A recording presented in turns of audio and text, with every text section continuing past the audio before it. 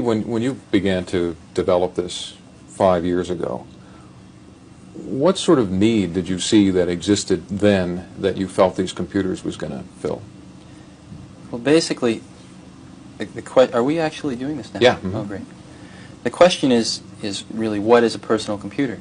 And why is it different than all the other computers that have existed throughout history? Probably the best way to explain that is through an analogy. When you look at the invention of the first electric motor in the late 1800s, it was only possible to build a very large one. And it was very, very expensive, and therefore it could only be cost justified for the most expensive or large applications. And the electric motor really took its next step in proliferation when somebody hooked a long shaft to it and ran it down the center of a factory, through a series of belts and pulleys, brought that power down to maybe 15 or 20 individual workstations, thereby cost justifying or sharing that horsepower among some medium-sized applications. But the electric motor really achieved a true proliferation in the society with the invention of the fractional horsepower electric motor. And at that point, the horsepower could be brought directly to where it was needed on a personal scale, cost justified for a small number of things.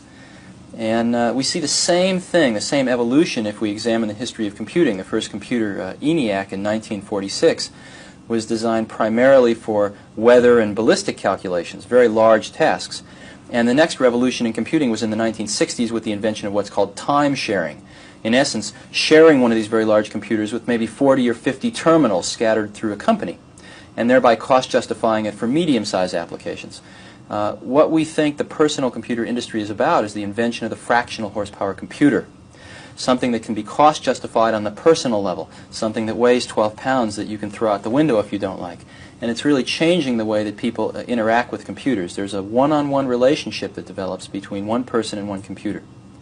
And when you use the term a personal computer, you're deliberately avoiding the use of the term home computer, aren't you? Right.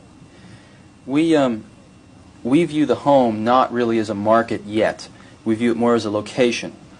We sell a lot of personal computers that are used for financial analysis, for education in schools, for running laboratory experiments in universities and in scientific applications.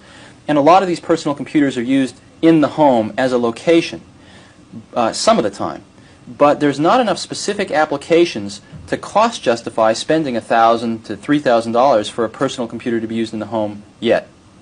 So we don't think the home is quite yet ready either culturally or economically.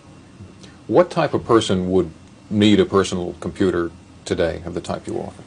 Well, it gets back to the question of what is a personal computer again.